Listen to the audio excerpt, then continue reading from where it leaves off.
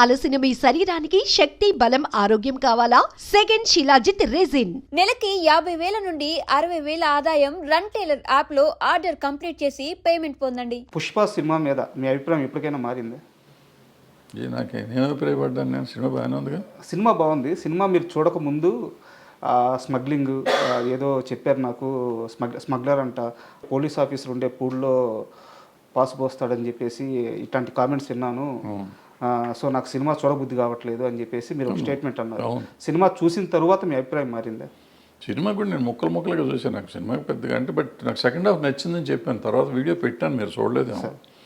Second హాఫ్లో family element ఏదైతే ఉందో, మిగతా సినిమా అంతా చండాలం నాకు ఇప్పటికీ కూడా. కానీ నా పెద్ద ఇష్యూ మామూలు రెగ్యులర్ కమర్షియల్ సినిమా అదే పెద్ద పట్టింపు కాదు. కానీ వైఫ్ అండ్ హస్బెండ్ ఎలిమెంట్ తీశాడు, అద్భుతంగా తీశాడు.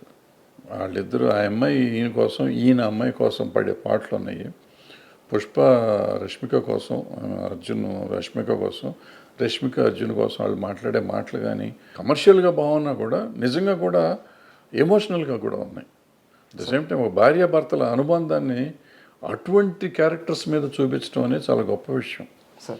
ఇప్పుడు ఏదో మామూలుగా మిడిల్ క్లాస్ ఫ్యామిలీలో ఉంటుంది, ఇట్లా డబ్బు ఉండి ఆడ స్మగ్లింగ్ చేసేవాడికి భార్య మీద అంత ప్రేమ ఉంటుందా? అసలు భార్యను అంత ప్రేమించాలా, ఆ భార్య భర్తను అంత ప్రేమించాలా? అద్భుతంగా ఉంది అది. ఆ ఎలిమెంట్ చాలా బ్రహ్మాండంగా ఉంటుంది ఆ సినిమాలో. సార్ నాది ఇంకో క్వశ్చన్ ఏంటంటే, అంటే ఒక 12-13 ఏళ్ళ నుంచి మీరు నాకు తెలుసు సార్. అంటే నేను మిమ్మల్ని దగ్గరగా చూస్తున్నాను, మీరు ఎక్కడున్నా మీ గురించి నాకు తెలుసదు కాబట్టి నేను మిమ్మల్ని ఫాలో అవుతున్నట్టే. తమ్మారెడ్డి గారికి ప్రతి విషయంలో ఒక అభిప్రాయం చాలా నిక్కచ్చిగా ఉంటుంది, ఆయన ఒక మాట మీద ఉంటారు. బట్ నాకు ఎప్పుడూ కూడా చాలా పెద్ద కన్ఫ్యూజన్ ఏంటంటే మీ విషయంలో, చిరంజీవి గారి విషయం సార్. కెమెరా లేనప్పుడు చిరంజీవి గారి గురించి మీరు ఎంత గొప్పగా చెప్తారంటే, నా బ్రదరయ్యా, నా తమ్ముడయ్యా, అంటే మేము వినున్నాం, మీతో పాటు పనిచేసినప్పుడు మేము వినున్నాం, నా తమ్ముడయ్యా, నేను సినిమాలు తీసాను, నాతో సినిమాలు తీసాడు, నేను ఇచ్చినప్పుడు రెమ్యునరేషన్ తీసుకున్నాడు, మా అనుబంధం ఇట్లాంటిది, నా స్టూడియోలో ఉండేవాడు, ఇంత గొప్పగా చెప్తారు చిరంజీవి గారి గురించి. కెమెరా లేనప్పుడు, నలుగురు మనుషులు క్లోజ్డ్ పీపుల్ ఉన్నప్పుడు. అదే కెమెరా పెట్టంగానే చిరంజీవి గారి అభిప్రాయాలని, ఆయన వెళ్ళే మార్గాలని మీరు క్వశ్చన్ చేస్తూ ఉంటారు. ఇది నాకు అర్థం కాదు సార్ అసలు. అంటే మీ చాలాసార్లు అనుకున్నాను. ఆల్రెడీ ఇంతకుముందు సమాధానం చెప్పాను, మోహన్ బాబు గారి విషయంలో సమాధానం మీకు చెప్పాను, సేమ్ సమాధానం ఇది సార్. ఇప్పుడు ఆయనతో కూడా నేను మాట్లాడి చెప్పినవి ఉన్నాయి కొన్ని. ఆ చిరంజీవి గారికి నాకు ఉన్న అనుబంధం అప్పుడు వేరు, ఇప్పుడు వేరు. బట్ నాకు నచ్చినట్టు చెప్తాను, నచ్చని నాకు మీరు చెప్పినవి అన్నీ నిజం. ఆ నిజం నాకు ఇంకా అనుబంధం అట్లాగే ఉంది నా మనసులో. ఆయనకి మనం ఇవాళ చాలా దూరం అయిపోయాం కాబట్టి. బట్ నాకు అనిపించింది చెప్పాలి. ఎందుకు చెప్పాను మోహన్ బాబు గారికి ఆ సినిమాని గురించి ఎందుకు పెట్టారు మీరు, వాళ్ళ జీవితం నాశనం అయిపోతుంది కదా. జీవితం నాశనం అవ్వదు, నెక్స్ట్ టైం ఆ తప్పు చేయకూడదు అనేది నా పాయింట్. ఈవెన్ ఈయనకి కూడా అంతే. ఆయనకి ఇవాళకి నా తమ్ముడే, ఏ రోజుకి నా తమ్ముడే, నేను చచ్చేదాకా నాకు తమ్ముడే అతను. అది కాదంటల్లా, అతని వెల్విషర్నే నేను. వాళ్ళు ఒప్పుకున్నా ఒప్పుకోకపోయినా, నమ్మినా నమ్మకపోయినా ఆయన వెల్విషర్నే. వాళ్ళు బాగుండాలి అంటే ఇలాంటి తప్పులు చేయొద్దని చెప్పడం, నా ఉద్దేశంలో ఉన్న తప్పులు చేయొద్దని చెప్తాను, ఇప్పటికి చెప్తాను నేను అనిపిస్తే. ఊరికి ప్రతిదానికి వచ్చేసి పని పాట లేకుండా దాని గురించి ఇప్పుడు మంచి మాటలు చాలా చెప్తాను నేను. చిరంజీవి గారిని చాలాసార్లు చాలామంది తిడతంటే నేను వచ్చి మాట్లాడి అడ్డం పడ్డ రోజులు చాలా ఉన్నాయి. మరి ఎందుకు పడుతున్నాను? నాకేం అవసరం సార్? నాకు అర్థం ఆయన నన్ను అడగడు కదా పాపం. ఎప్పుడు నాకు ఫోన్ చేసి ఏమండి వాళ్ళు ఎవరో నన్ను తిడుతున్నారు మీరు రండి అని పాపం ఎప్పుడు అనలేదు. వాళ్ళు ఏ జోలికి రాలేదు. బట్ ఎవరో అంటే తప్పు కదా. ఒక మనిషిని ఎందుకు ఇష్టాలతో సంబంధం లేదు. ముందు ఒక మనిషిని మనం కాపాడతాం కాదు, అనవసరంగా అతన్ని స్కేప్ గోట్ని చేయకూడదు. ఆయన చిరంజీవి గారు అవ్వచ్చు, ఇంకోళ్ళు అవ్వచ్చు, ఎవరినైనా కానీ మనం అనవసరంగా దాన్ని చేయకూడదు. ఎవరిలో అడ్వాంటేజ్ నోరు ఉంది కదా అని ఎవడు పడితే ఆడు ఏది పడితే అది మాట్లాడితే మనం క్షమించకూడదు, వదిలిపెట్టకూడదు. అంటే at least I should raise my voice. Sir ఆయన కోసం నేను మంచి కోసం చెప్తాను. ఏదైనా తప్పు అని నేను చెప్పేది చాలామంది నెగిటివ్గా తీసుకుంటారు. నెగిటివ్ కాదు, నా ఉద్దేశంలో పాజిటివ్. అతనుకున్న చరిష్మాకి ఆయనకున్న దానికి కొన్ని ఆయన చేయకుండా ఉంటే బాగుంటుందని నాకు అనిపిస్తుంది. బట్ ఆయన పరిధిలో ఆయనకుంటే ఆయనకుంటేది మనం అవసరం అనుకో ఎక్కువ. బట్ ఆగలేను. అది కూడా ఎవరిని అడిగితే చెప్తాను, కావాలని పెట్టి వీడియో పెట్టి చెప్పడం అనేది నేను చేయను. అంటే ఎందుకన్నా అంటే సార్, ఇప్పుడు ఇండస్ట్రీ అని కాదు సార్, 2 తెలుగు రాష్ట్రాల్లో కానీ మన ఇండియా వైడ్ కానీ మేము చిరంజీవి తమ్ముళ్ళవి, చిరంజీవి మా అన్నయ్య, మెగాస్టార్ మా అన్నయ్య అని చెప్పుకునే వాళ్ళు కొన్ని కోట్ల మంది ఉన్నారు. బట్ చిరంజీవి నా తమ్ముడు అని చెప్పే ఒకే ఒక్క పర్సన్ తమ్మారెడ్డి భరద్వాజ. అది మీరు ఎప్పుడు చెప్తూ వస్తున్నారు. బట్ ఏంటంటే కొన్ని సందర్భాల్లో మీరు చేసే కామెంట్స్ ఆయన మంచి కోసమే కానీ వెల్ విషర్గా కానీ చేసే కామెంట్స్ అవి రాంగ్గా పోర్ట్రేట్ అయ్యి వెళ్ళిపోయినప్పుడు కొంతమందికి రాంగ్గా అర్థమవుతుంది. అన్నీ తెలిసిన మనిషిగా నాకు ఈ వైరుధ్యం అర్థం కాలేదు, అందుకని అడిగాను. పడ్డాడు ఎప్పుడో చెడ్డోడు కదా మనకి కానీ ఇండస్ట్రీలో ఆ నలుగురు ఎవరు, అసలు ఉన్నారా లేరా? అన్నీ అయిపోయినాయి, వాళ్ళే ఒప్పుకున్నారు కదా. మళ్ళీ ఇప్పుడు కొత్తగా నేను ఎందుకు మాట్లాడతాను, వాళ్ళే వచ్చి ఈ మధ్య చెప్పారు మేమే నలుగురిలో ఉన్నాం కానీ మేము లేవు దాంట్లో అని చెప్పుకున్నారు. అంటే సమస్య ఏంటంటే చెప్పిన వాళ్ళందరూ మేము లేవంటున్నారు. అది చెప్పలేదు కాబట్టి, చెప్పారు కాబట్టి ఆ నలుగురే మేము లేవన్న నలుగురు. అండ్ రానున్న కాలంలో చిన్న సినిమాల పరిస్థితి ఎలా ఉండబోతుంది? ఇప్పుడున్న ఇండస్ట్రీ విధానం అంటే ఈ సినిమాలు తీసే విధానం కానీ కోట్లు ఖర్చు పెట్టి హీరోలకి ఈ భారీ రెమ్యునరేషన్ ఇచ్చి వెళ్తున్న ఈ విధానం కానీ ఇండస్ట్రీ రాబోయే 10-15 సంవత్సరాల్లో ఏ స్థాయిలో ఉండబోతుంది మీరు అనుకుంటున్నారు? చిన్న సినిమాల పరిస్థితి ఎలా ఉండబోతుంది? పెద్ద సినిమాలు తీసే నిర్మాతల పరిస్థితి ఎలా ఉండబోతుంది? ఏం చాలా దుర్భరంగా ఉంటుంది, చూడాలి. అంటే మంచి సినిమాలు కొంచెం చిన్న సినిమాలు అది మన కోర్టు ఆడినట్టు బలగం ఆడినట్టు చిన్న సినిమాలు ఆడుతున్నాయి కదా, అట్లా ఆడుతూనే ఉంటాయి. But bad position. సార్, నాకు ఈ మధ్యకాలంలో మీరు మాట్లాడిన మాటల్లో నాకు బాగా అబ్జెక్షన్ అనిపించిన ఒక సందర్భం సార్. మంచు విష్ణు గారు అంటే మీకు కన్నప్ప రిలీజ్కి ముందు ఇంటర్వ్యూ ఇచ్చారు. అంటే ఆ ఇంటర్వ్యూలో మిమ్మల్ని ఆయన హోస్ట్ లాగా ఒక యాంకర్ గానో చూడలేదు. ఒక పెదనాన్న స్థానంలోనో ఒక బాబాయ్ స్థానంలోనో కూర్చోబెట్టి వాళ్ళ ఇంటి విషయాలు కూడా మీరు రండి, మీలాంటి పెద్ద మనిషి వస్తే కూర్చోడానికి మేము రెడీ అని చెప్పేసి మీకు అంత పెద్ద స్థానం ఇచ్చారు. అయితే కన్నప్ప సినిమా రిలీజ్ అయిన తర్వాత సినిమా రన్నింగ్లో ఉంది, థియేటర్లో ఆడుతుంది, అక్కడ శివపార్వతులు సెట్ కాలేదు, వాళ్ళని చూడడానికి నాకు ఇబ్బందిగా ఉంది, సో ఇలాంటి కామెంట్స్ చేశారు. మిమ్మల్ని అంత నమ్మిన మనిషి అన్నేళ్ళు కష్టపడి అన్ని కోట్లు ఖర్చు పెట్టి సినిమా తీసి మీకు అంత స్థానం ఇచ్చి మీకు అంత ప్రయారిటీ ఇస్తున్న మనిషి, సో ఒక రకంగా చెప్పాలంటే చావోరేవో అన్నట్టు సిచ్యువేషన్ విష్ణు గారిది. అలాంటి టైంలో మీరు అలాంటి కామెంట్స్ చేయడం కరెక్ట్ అంటారా? 100% తప్పేం లేదు. ఎప్పుడు చెప్పాను నేను? 9వ రోజు చెప్పా సార్. 9వ రోజు చెప్పాను నేను చూసింది 8వ రోజు సినిమా సార్. 9వ రోజు పెట్టా, 10వ రోజు పబ్లిష్ అయ్యి ఉంటాను నాకు తెలిసి. అంతే సార్. 10 రోజుల తర్వాత అప్పటికి అయిపోయింది సినిమా, కలెక్షన్లు అయిపోయినాయి. అయిపోయినాక కూడా చెప్పకపోతే అట్లా వాళ్ళకి తెలియాలి కదా వాళ్ళ సినిమా ఏం తప్పు. నేను సినిమా చూడలే ముందు, సినిమా చూస్తుంటే డెఫినెట్గా పెట్టుండేవాడు కదా ముందు చూస్తుంటే.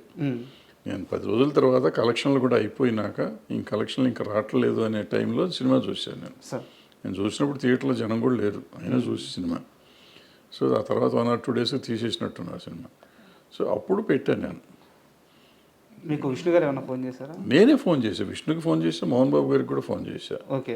ఫోన్ చేసి మీరు ఈ తప్పు చేశారు, ఎందుకు చేశారు ఈ తప్పు, ఈ ఎవ్వరు లేకపోయినా కానీ ఆడేది ఆ సినిమా, బ్రహ్మాండంగా ఆడేది సినిమా, సూపర్ హిట్ అవ్వాల్సిన సినిమాని మీరందరూ కలిసి average cinema, below average cinema చేశారు. ఫ్లాప్ సినిమా అన్నాను నేను ఇప్పటికి కూడా.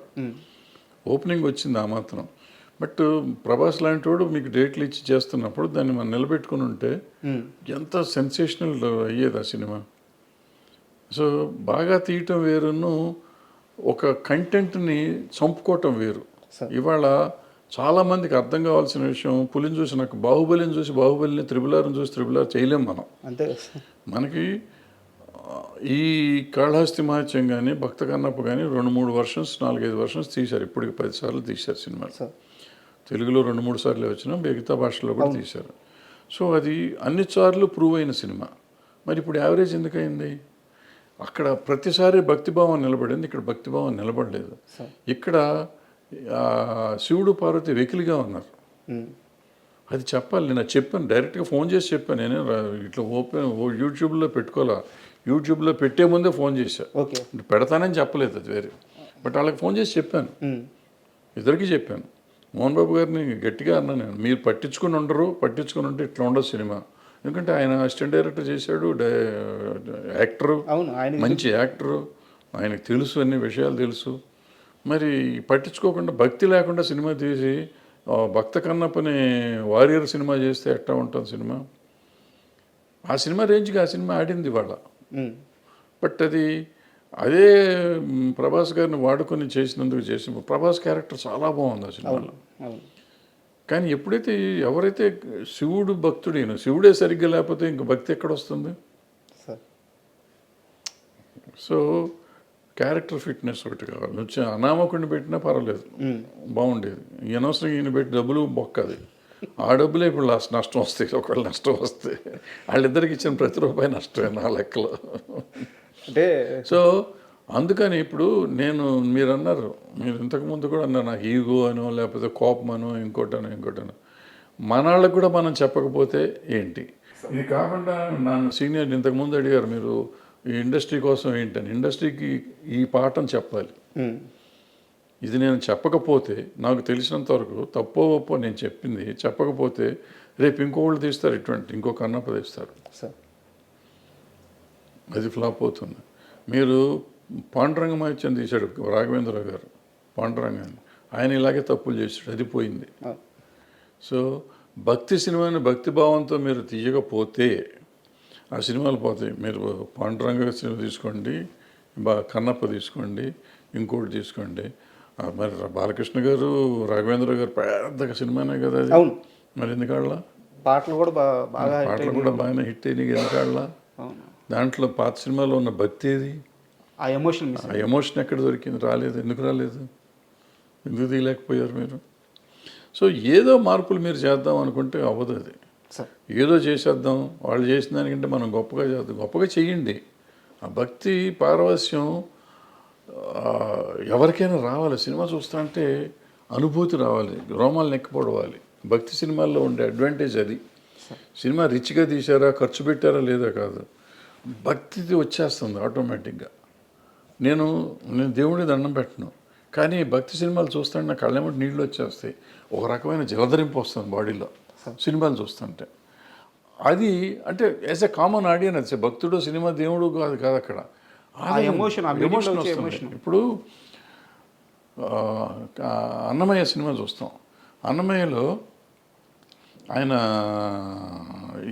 జీవితం అంతా ఆయన కోసం దారపోస్తాడు. దారపోసినాక ఆ లాస్ట్ సీన్లో ఉన్నప్పుడు అప్పుడు జోలపాట పాడావు చూడు అంటే ఆయన విష్ణుమూర్తి పాడతాడు, వెంకటేశ్వర స్వామి పాడతాడు ఆ పాట. అవును, నా పాట మీ నోటి గుండా అంటే నేను జన్మ తరించిందయ్యా అంటా ఉంటే వల్ల ఈ రోజుకి ఏడుస్తాను నేను. అది 20 సార్లు చూశాను నేను, చూసి ఉంటే 20-30 సార్లు చూసి ఉంటా. ఈ రోజుకి లాస్ట్ అప్పుడప్పుడు భక్తి భావంలో అని 15 నిమిషాలు వేస్తారు, ఆ డైలాగ్ వచ్చినప్పుడు ఏడుపు వచ్చేస్తుంది. అది దట్ ఈస్ పవర్ ఆఫ్ ఇది భక్తి. 1 మంత్ బ్యాక్ రాఘవేంద్రరావు గారిని కలిసాను సార్. ఆయన దగ్గరికి వెళ్ళి ఒక సందర్భం వెళ్ళి బ్లెస్సింగ్స్ తీసుకున్నాను. ఆ సమయంలో ఈరోజు మీరు ఏదైతే ఎగ్జాంపుల్ చెప్పారో ఆ గడప దగ్గరికి వచ్చి తను రాసిన పాటలన్నీ అక్కడ వేసి ఆ దర్శనం అవ్వగానే అదే ఎగ్జాంపుల్ సార్ నాకు ఆయన చెప్పినప్పుడు ఈ రోజుకి ఆయన అన్నమయ్య అంటే రాఘవేంద్రరావు గారు అలాగే పులకరించిపోతున్నారు. ఆయన నేను తీయలేదా ఆ సినిమా, వెంకటేశ్వర స్వామి నా చేత తీపించుకున్నారు అంటున్నారు. మీరు అంటున్నట్టు అది భక్తి సినిమా. అది అందులో అన్ని 100 తప్పులు ఉన్నాయి. ఆ సినిమాలో లేనన్ని తప్పులు ఆ సినిమానే ఫాలో అయ్యారు. ఈ సినిమా కన్నప్ప కూడా అందులో వెంకటేశ్వర స్వామి వాళ్ళు అందరూ కలిసి అది చేయలేదు ఇది చేయలేదు అన్నప్పుడల్లా వీడు మారిపోతూ ఉంటాడు ఈ భక్తుడు అన్నమయ్య. బట్ అంత చేసింది లాస్ట్ 15 minutes ఆయన చేసిన భక్తి ఉంది ఎక్కడైతే ఉందో పులకించిపోయారు. అది పీక్ తీసుకెళ్ళిపోయారు. సో మిగతాదంతా మర్చిపోతాం మనం. అది దట్ ఈస్ ఫిల్మ్ మేకింగ్.